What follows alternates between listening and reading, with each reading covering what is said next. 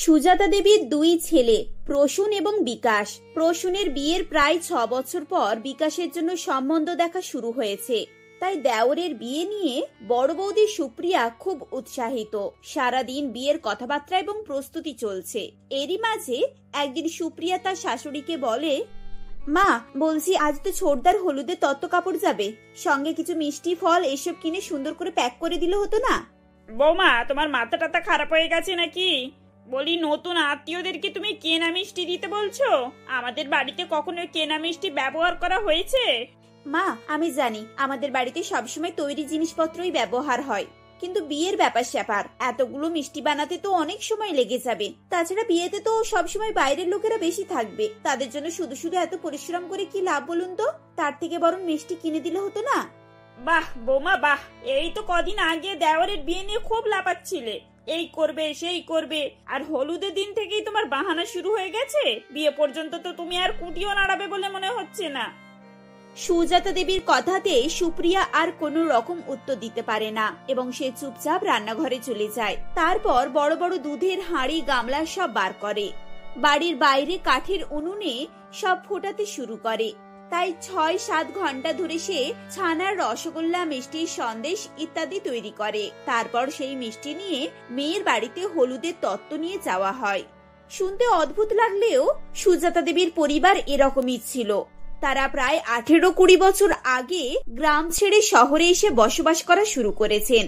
তবে খাওয়া দাওয়া এবং জীবনযাপনের ব্যাপারে তারা এখনো সম্পূর্ণরূপে দেশি হয়ে আছেন। এর ফলে কারোর কোনো সমস্যা হয় না, কিন্তু বাড়ির বউ সারাদিন রান্নাঘরে ব্যস্ত থাকে। যদিও প্রথম প্রথম এই নিয়ে সুপ্রিয়ার অনেক সমস্যা হয়েছিল, কিন্তু থাকতে থাকতে তার অভ্যেস হয়ে গেছে। বিয়ের 2 দিন পর বাড়ির ছোট বউ রান্নাঘরে আসে আর সুপ্রিয়াকে বলে, দিদি তুমি কি রান্না করছো গো? আমাকে বলো না, আমি তোমাকে একটু সাহায্য করি। আরে বাবা, সবে তো তোমার বিয়ে হয়েছে, এখন 1 মাস রান্না বান্না তোমাকে কিছু করতে হবে না। যখন হাতের মেহেন্দি উঠে যাবে তখন তুমি রান্না করতে আসবে। এই কটা দিন আমি সবকিছু করে নিচ্ছি, তুমি যদি চাও তাহলে বসে বসে দেখতে পারো। দূরে বসে বসে দেখবো মানে? দেখো দিদি, আমি কিন্তু ফুলকুমারী নয় যে বাড়ির রান্না বান্না কিচ্ছু পারি না। হ্যাঁ মানছি, প্রত্যেকটা বাড়ির কাজকর্ম আলাদা রকমের, রান্না বান্না আলাদা আলাদা হয়। এর জন্যই তো বলছি তুমি আমাকে দেখিয়ে দেখিয়ে দাও, তাহলে আমি একটু একটু তোমাকে হেল্প করতে পারবো। আচ্ছা ঠিক আছে, তুমি রান্না বান্না করতে চাইছো তো? তাহলে এক কাজ করো, তুমি একটু ছোলার ছাতু ভর্তা করে নাও তো। এরা সবাই না ছোলার ছাতু ভর্তা খেতে খুব পছন্দ করে। আচ্ছা ঠিক আছে দিদি, আমি এক্ষুনি করে দিচ্ছি। ছাতু ভর্তা তো আমরাও খাই, গণেশ ছাতু, সত্যেন্দ্র ছাতু, এগুলো খুব ভালো। বলছি ছাতু কোথায় রাখা আছে গো? তুমিও না খুব বোকা গো, এরা এখানে কোনো ব্র্যান্ডেড ছাতু খায় না, তোমাকে নিজে ছোলা ভেজে গুঁড়ো করে ছাতু বানাতে হবে, সেই ছাতুর ভর্তা এরা সবাই খায়। সুপ্রিয়ার কথা শুনে অমিতা একটু অবাক হয়, কিন্তু সে কিছুই বলে না। কাঁচা ছোলা নিয়ে সে সেগুলোকে ভাজতে বসায়। ছোলা ভাজা হয়ে গেলে অমিতা সারা রান্নাঘরে ঘুরে বেড়ায়। তাকে দেখে সুপ্রিয়া বলে, কি ব্যাপার অমিতা, তুমি কি খুঁজছো? দিদি আমি মিক্সার গ্রাইন্ডার খুঁজছি, ছোলা ভাজা তো হয়ে গেছে, এগুলোকে তো গুঁড়ো করবো, সেজন্য অনেকক্ষণ ধরেই খুঁজছিলাম। এদিকে তো দেখতে পাচ্ছি না, ওটা কোথায় রাখা আছে গো? সত্যি বাবা, তুমি তো সত্যি সত্যি বোকা গো। আচ্ছা, আমাদের বাড়িতে কোন রকমের তুমি মেশিন দেখতে পাচ্ছো? এখানে mixer grinder, juicer, gas, oven এইসব কিচ্ছু ব্যবস্থা নেই গো। শুদ্ধ দেশি উপায়ে রান্না বান্নার ব্যবস্থা এখানে আছে। শুধু তোমাকে ছোলার ছাতু বানাতে হলে ছোলাগুলোকে শিলনোড়ায় পিষাই করতে হবে। কি বলছো দিদি, এত ছোলা এখন আমি বসে বসে শিলনোড়ায় পেশাই করব? এভাবে রান্না করতে করতে ছোলার ছাতু করতে করতেই তো 1.5 ঘন্টা সময় লেগে যাবে, খাওয়া হবে কখন? খাবার তো খাবারের টাইমে হয়ে যাবে। তোমার ছোলা পেশাই হয়ে গেলে আমি লঙ্কা, হলুদ, আদা, রসুন, জিরে, ধনে সমস্ত কিছু বাটবো। একটু তাড়াতাড়ি হাত চালাও গো। তুমি সত্যি বলছো দিদি, প্রত্যেক দিনের এই মশলাগুলো তুমি শিলনোড়ায় বাটো?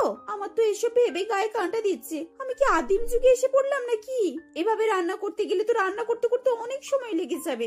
তুমি চিন্তা করো না অমিতা, তুমি শুধু ছোলার ছাতুটা বানিয়ে দাও, বাদবাকি আমি সামলে নিচ্ছি। অমিতা ছোলার ছাতু গুঁড়ো করে ক্লান্ত হয়ে রান্নাঘরে নিয়ে যেতে বসে পড়ে। এদিকে সুপ্রিয়া প্রথমে সমস্ত মশলা বাটে, তারপর আনাজ সবজি কাটাকুটি করে সেগুলোতে মশলা মাখিয়ে মাটির উনানে রান্না বসিয়ে দেয়। দুপুর 2টো বেজে যায়, তখন সবজি রান্না সব কমপ্লিট হয়ে যায়, শুধু মাংস রান্না বাকি। তা দেখে অমিতা বলে, দিদি, মাংস রান্না হতে তো অনেক সময় লাগবে, তার থেকে তুমি বরং মাংসগুলোকে ভালো করে মশলা মাখিয়ে প্রেসার কুকারে দিয়ে দাও, 4-5টা সিটি দিলে মাংস হয়ে যাবে। আমি জানি প্রেসার কুকারের খাবার খুব তাড়াতাড়ি রান্না হয়ে যায়, কিন্তু প্রেসার কুকারের খাবারে কোনো টেস্ট থাকে না। আর আমরা যদি ওই রান্না নিয়ে গিয়ে টেবিলে সাজিয়ে রাখি, তার গন্ধ শুকেই মা বলে দেবেন মাংস হাঁড়িতে রান্না হয়নি, তারপর মাংস কেউ খাবে না। এরপর সুপ্রিয়া কাঠের উনুনে মাটির হাঁড়িতে মাংস রান্না বসিয়ে দেয়। এভাবেই সব রান্না হয়ে খেতে প্রায় 3:30 বেজে যায়। বাড়ির লোক সব 3:30-র সময় আসে এবং খাবার দাবার খায়। ননদ দীপা বলে, আরে বৌদি, মটনটা যে টেস্টি বানিয়েছো না, আমার তো আরেক বাটি খেতে ইচ্ছে হচ্ছে। আরে বাবা, ইচ্ছে হচ্ছে তো চুপচাপ বসে আছো কেন? নিয়ে ভালো করে খাও। দীপা আবার এক বাটি মাংস নিয়ে খেতে শুরু করে। তখন অমিতা মনে মনে বলে, হ্যাঁ, তোমার তো খেতে ভালো লাগবেই, সারাদিন ঘরে বসে বসে ফোন ঘাটছো আর খাবার সময় এসে খাবারের মজা নিচ্ছ। মাংস টেস্ট করতে গিয়ে তো আমাদের হাড় মাংস বেরিয়ে যাচ্ছে, সেদিকে তো কারোর খেয়াল নেই। কেমন মজা করে সব খাচ্ছে দেখো। এভাবেই দিন কাটতে থাকে। প্রথম অমিতার সেখানে অ্যাডজাস্ট করতে খুব সমস্যা হচ্ছিল। প্রত্যেকদিন সকালে উঠে মশলা বাটার কথা মনে পড়লেই তার কান্না বেরিয়ে আসতো। একদিন সকালে রুটি তৈরি করতে হবে বলে অমিতা আটার কৌটো খুলে দেখে তাতে আটা নেই। দিদি, আটা তো শেষ হয়ে গেছে, বাজার থেকে আটা নিয়ে আসতে হবে। কে বাজারে যাবে? তাড়াতাড়ি একটু পাঠিয়ে দাও না গো। আর হ্যাঁ, কিছুটা টক দই আর ঘিও আনতে বলবে। কালকে লস্যি বানানোর পর টক দই সব শেষ হয়ে গেছে। আরে বাবা, কোনো কিছু শেষ হয়নি, বাড়িতে সবকিছুই রয়েছে, বাজারে যাওয়ার কোনো প্রয়োজন নেই।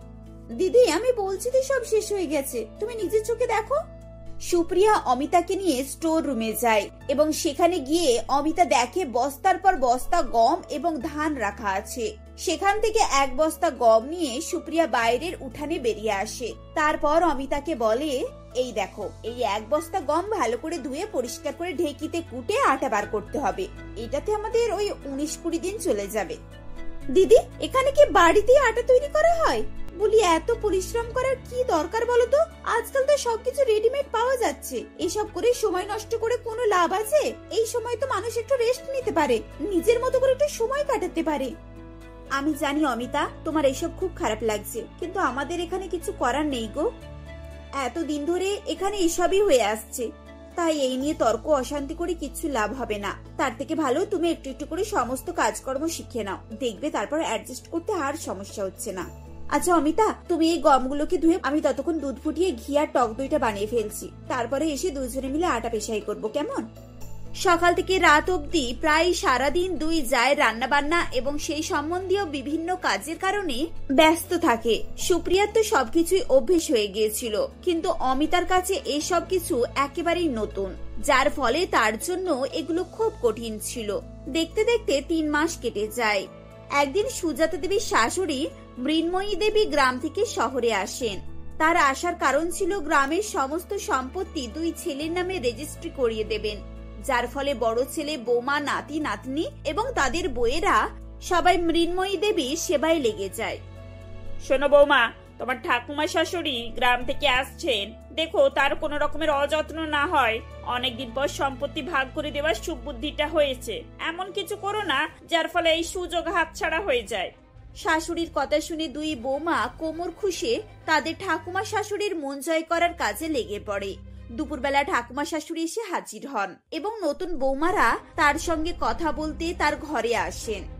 ঠাকুমা, আপনি ভালো আছেন তো? আপনাকে কতদিন পর দেখলাম। জানেন, আমি আপনার পছন্দ মতন রান্না বান্না করবো বলে সবকিছু জোগাড় করে রেখে এসেছি। আপনাকে গরম গরম খেতে দেবো, সেজন্য এখনো রান্না বসাইনি। ঠিক আছে বৌমা, একটু তাড়াতাড়ি রান্না বান্নাটা করে নাও, আমার না আবার খুব জোর খিদে পেয়ে গেছে। হ্যাঁ হ্যাঁ ঠাকুমা, আমরা এক্ষুনি যাচ্ছি, দুজনে মিলে রান্না করব, কত আর সময় লাগবে বলুন? এই বলে 2 জায়ে রান্নাঘরে রান্না করতে চলে যায় এবং তারা দুজনে মিলে 4 ঘন্টা লাগিয়ে তাদের ঠাকুমা শাশুড়ির জন্য রান্না বান্না করে। এরপর খাবার টেবিলে সাজিয়ে রেখে তারা যখন মৃন্ময়ী দেবীকে ডাকতে যায়, দেখে তিনি সোফায় বসে বসে ঘুমাচ্ছেন। মা, খাবার তো রেডি হয়ে গেছে, কিন্তু ঠাকুমা তো এখন ঘুমিয়ে পড়েছেন, এখন কি ওনাকে তোলাটা ঠিক হবে? হ্যাঁ, আমি তো তাই দেখছি, কি করা যায় বলো তো? আচ্ছা ঠিক আছে, তোমরা এখন খাবারগুলোকে ঢাকা দিয়ে রেখে দাও, কিছুক্ষণ পর ওনার ঘুম ছাড়লে তখন ওনাকে তুলে খেতে দেওয়া হবে।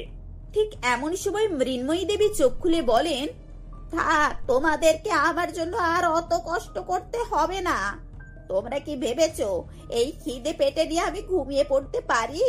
সেই 4 ঘন্টা আগে আমি তোমাদেরকে খেতে দিতে বলেছিলাম, এত দেরি পর্যন্ত একটা বুড়ো মানুষকে না খাইয়ে তোমরা রেখে দিয়েছো। বলি এতক্ষণ ধরে তোমরা কি রান্না করছিলে যে এত সময় লেগে গেল? তোমাদের আমাকে খেতে দিতে ইচ্ছে হলে দেবে, না হলে না দেবে। আমার তো আর একটা ছেলে আছে, আমি তার বাড়িতে চলে যাব। আর একটা ছেলের বাড়ি চলে যাবে এই কথাটা শুনে সুজাতা দেবী মৃন্ময়ী দেব হাতে পায়ে ধরে ক্ষমা চায়। সন্ধ্যাবেলা দুই বৌমা রান্নাঘরে গিয়ে খাবারের ব্যবস্থা করতে থাকে। মৃন্ময়ী দেবী সেখানে গিয়ে তাদের অবস্থা দেখে বলেন, এসব কি বৌমা, তোমরা এখন থেকেই রান্না বান্না জোগাড় শুরু করে দিয়েছো নাকি? আর তোমাদের রান্নাঘরে এরকম অবস্থা কেন? আমার ছেলে এত সুন্দর একটা বাড়ি বানিয়েছে আর রান্নাঘরটাকে তো গোয়াল করে রেখেছে। এখানে না আছে কোনো ফ্রিজ, না আছে গ্যাস ওভেন, কি করে এখানে কাজ করো গো? আর বড় বৌমা, তুমি এখন সিল নোড়াতে লঙ্কা বাটছো, এই জন্যই তো বলি তোমাদের রান্না করতে কেন এত সময় লাগলো? কই তোমার শাশুড়ি কোথায় গো? তাকে ডেকে আনো তো, আমি তার ওষুধ বার করে দিচ্ছি। আরে আজকালকার যুগে গ্রামে গঞ্জে মানুষ এসব করে না, আর তোমরা শহরে থেকে সেই আদিকালের জিনিসপত্র নিয়ে পড়ে রয়েছো। কই ডাকো তোমার মাকে, কই ডাকো তো আমার বৌমাকে। ছেলেদের বিয়ে দিয়ে বউ এনে তাদেরকে এইভাবে টর্চার করছে, আমিও দেখবো তাহলে। ঠাকুমা শাশুড়ির কথা শুনে দুই বউ যেন স্বর্গ হাতে পায়। সঙ্গে সঙ্গে সুজাতা দেবীকে ডাকা হয় এবং মৃন্ময়ী দেবী তাকে বেশ করে কথা শোনান। মৃন্ময়ী দেবীর কাছে সুজাতা দেবী প্রতিজ্ঞা করেন যে তিনি আর কখনোই তার বৌমাদেরকে এসব বাড়তি কাজ করিয়ে অত্যাচার করবেন না। শুধু রান্নাবান্নাটুকু বাদে বাকি সময় তারা নিজেদের মতো করে কাটাবে, যার ফলে দুই বোমা দেশি রান্নাঘর থেকে মুক্তি পায় এবং শহরের বাকি 5 জন বউয়ের মতো তারাও এবার থেকে শুধু রান্না করে এবং বাকি সময় আরাম করে কাটায়, যার ফলে তাদের সংসারে সুখ শান্তি ফিরে আসে।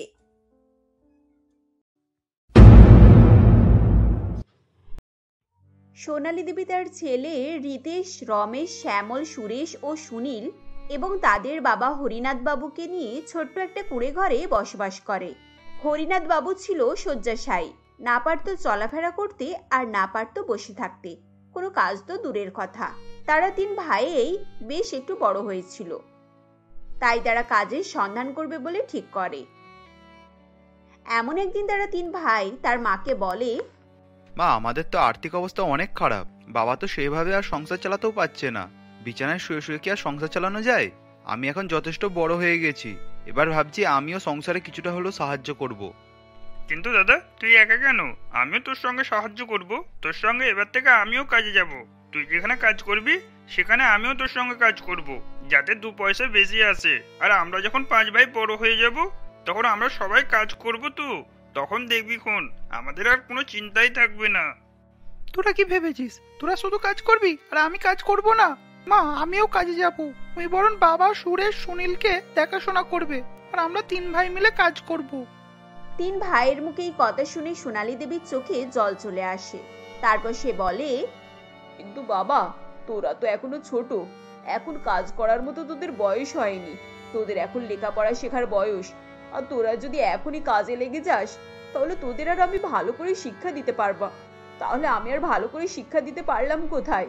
তোদের তো এখনো পড়াশোনা করতে হবে, তবে তো তোরা ভালো চাকরি পাবি। মা, পড়াশোনার কথা তুলো না। যদি আমরা পড়াশোনা করতে চাই তাহলে পড়াশোনাতে আরো টাকা খরচা হবে, আমরা তাহলে না খেতে পেয়েই মারা যাব। ঠিক আছে, তোরা যেটা ভালো বুঝবি সেটাই করবি। আর হ্যাঁ শোন, তোরা যে কাল বলছিলিস কাজ করব, তাহলে তোরা 3 ভাই এক কাজের সন্ধান কর। যদি কাজ পেয়ে যাস তাহলে তোরা 3 ভাই একই সঙ্গে সেই কাজ করবি। তোরা কাজ করে পয়সা আনলে তোর বাবার ওষুধটাও ঠিক মতো কিনতে পারবো। মায়ের কথা শুনে তারা 3 ভাই কাজের সন্ধানে বার হয়। এখানে ওখানে সকাল থেকে সন্ধ্যা পর্যন্ত কাজ খুঁজতে খুঁজতে তারা 3 ভাই 3 জায়গায় কাজ পায়। রিতেশ এক মুদিখানার দোকানে কাজ পায়, রমেশ এক ছোট্ট রেস্টুরেন্টে কাজ পায়, আর তার তৃতীয় ভাই শ্যামল সে একটা স্টেশনারি দোকানে কাজ পায়। তারা 3 ভাই খুশি মনে বাড়িতে ফেরে আর এই খবরটা তার মাকে শোনায়। তখন সোনালী দেবী অনেক খুশি হয়ে যায়। মায়ের মুখে এই হাসি দেখে তারা 3 ভাই অনেক খুশি হয়। আর এরকম ভাবেই দেখতে দেখতে বেশ কিছুদিন অতিবাহিত হয়ে যায়। একদিন সোনালী দেবী বলেন, বাবা রিতেশ, শোন না, তোর বাবার ওষুধটা শেষ হয়ে গেছে, তুই কিছু টাকা ধার করে ওই ওষুধটা কিনে এনে দিতে পারবি? না হলে তোর বাবার তো আবার জানিস, ওই ওষুধটা না খেলে তোর বাবাকে আর রাখাই যাবে না। এই ওষুধটা ওনাকে টানা খেয়ে যেতে বলেছে ডাক্তার। মা আমি চেষ্টা করব বাবার ওষুধ কিনে নিয়ে আসার। মালিক তো এখন টাকাও দিচ্ছে না, আর মালিক যা টাকা দিয়েছিল সে পয়সাই তো সব রেশনপত্র নিয়ে আসলাম, আর ওদের দু ভাইয়ের পয়সা তো বাড়ির কিছু দরকারি কাজে লেগে গেল। হ্যাঁ রে বাবা, সবই বুঝতে পেরেছি। তুই না হয় একটু চেষ্টা করবি, আর আজ না হয় কালকেই কিনবি। মায়ের মুখে কথা শুনে রিতেশ ওষুধের প্রেসক্রিপশনটা নিয়ে কাজে চলে যায়। কাজ থেকে বাড়ি ফেরার সময় সে একটা ওষুধের দোকানে ঢুকবে বলে ঠিক করে, কিন্তু তার কাছে পয়সা ছিল না। সে আগেই মনে মনে অনেক কিছু ভাবতে থাকে। আমার কাছে তো এখন সেরকম পয়সাও নেই, আর যদি ওষুধের দোকানে ওষুধ চাইতে যাই তাহলে তো সেখানে পয়সা লাগবে, আর সেখানে যদি আমি বলি পয়সা পরে দেবো তারা তখন শুনবে, আর আমাদের কাছে তো টাকা থাকলে তবে দেবো। এইসব ভাবনা চিন্তা করে রিতেশ ওষুধ না নিয়েই বাড়ি ফিরে আসে। বাড়িতে এসে সেই রাত থেকেই রিতেশের বাবার শরীর খুবই অসুস্থ হয়ে পড়ে। ওষুধ না খেতে পারার কারণে রিতেশের বাবা সকালবেলায় মারা যায়। রিতেশরা 5 ভাইয়ে এবং সোনালী দেবী কান্নায় ভেঙে পড়ে। তখন তারা 5 ভাইয়ে ছোট ছোট বলেই সোনালী দেবীর বড় ভাসুর তাদেরকে ওই বাড়ি থেকে বার করে দেয় এবং বাড়িটা নিজের নামে করে নেয়। সেদিন সোনালী দেবী তার 5 ছেলেকে নিয়ে একটা ভাড়াটিয়া বাড়িতে দিন কাটাতে থাকে। দেখতে দেখতে আরো বেশ কিছুদিন অতিবাহিত হয়ে যায়। শীতকাল চলে আসে। শীতকালে তারা 5 ভাই কিভাবে থাকবে না থাকবে সেই নিয়ে সোনালী দেবী অনেক চিন্তায় পড়ে যায়। হে ঈশ্বর, তুমি এই গরিবের উপরে কেন এত অত্যাচার করো? কেন এত অত্যাচার করো কে জানে? তুমি তো জানো সবই। আমাদের কাছে থাকা খাওয়ার মতো পয়সা নেই, তার উপরে এ আবার শীতকালে এসে গেল।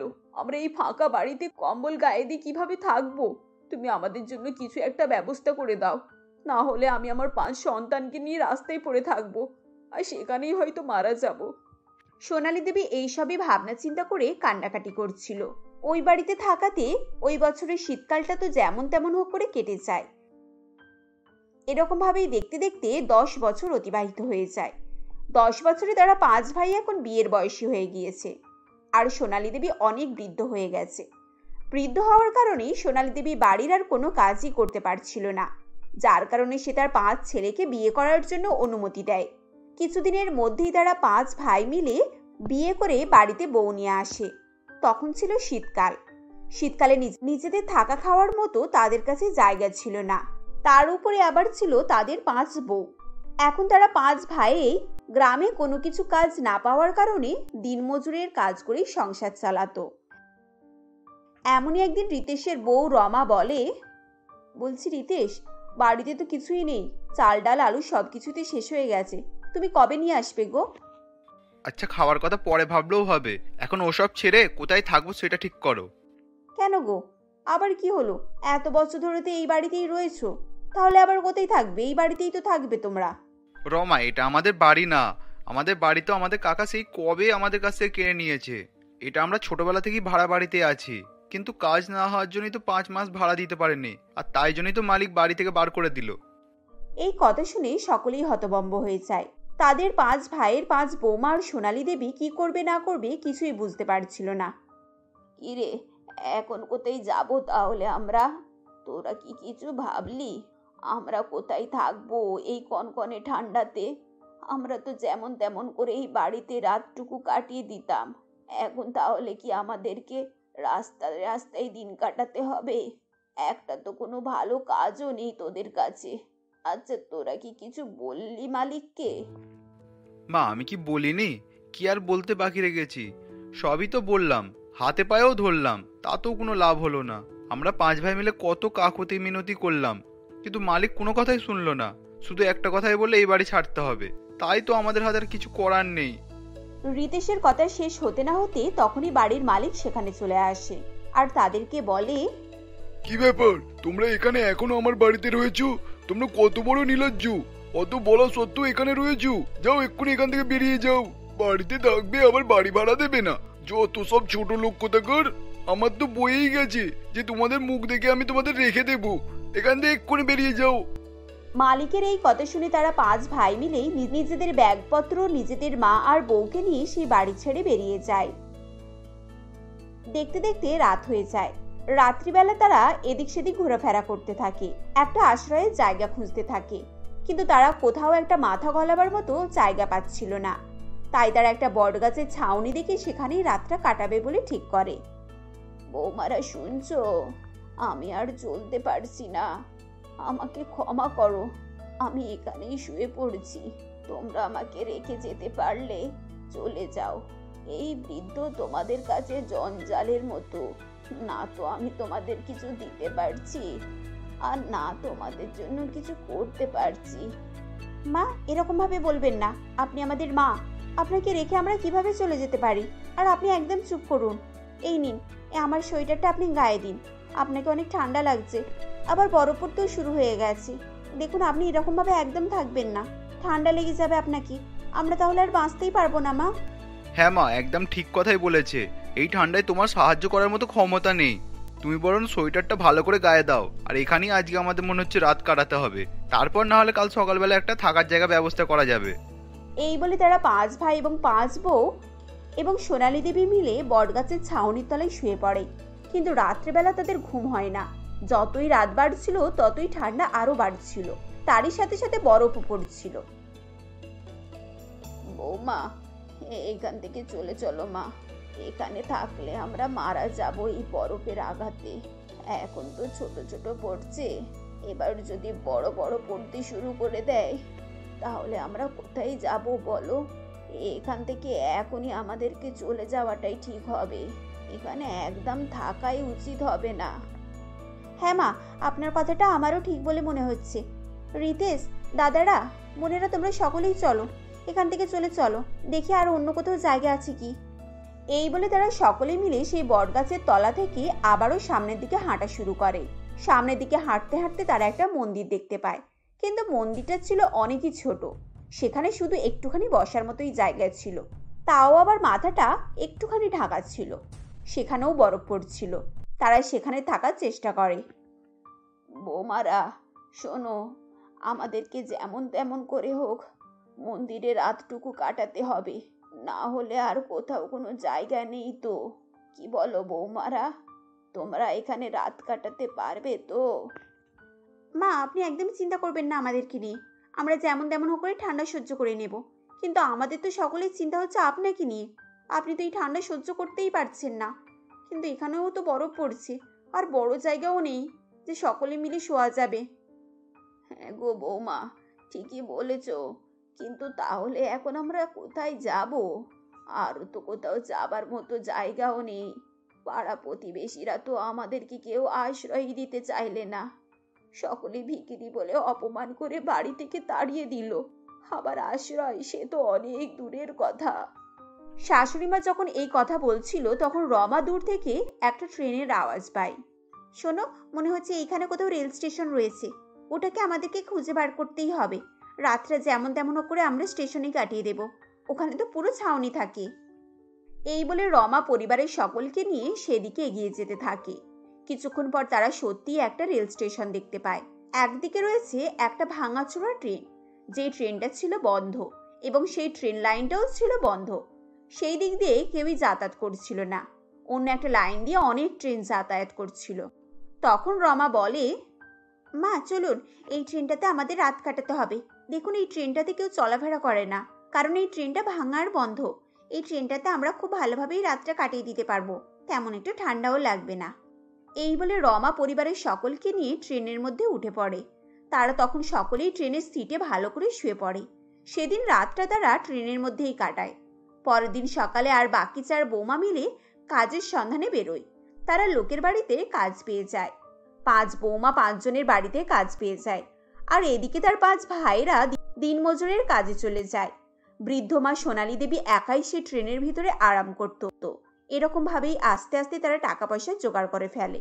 তারপর তারা নিজেদের একটা বাড়ি তৈরি করে এবং সেই বাড়িতেই দিন কাটাতে থাকে।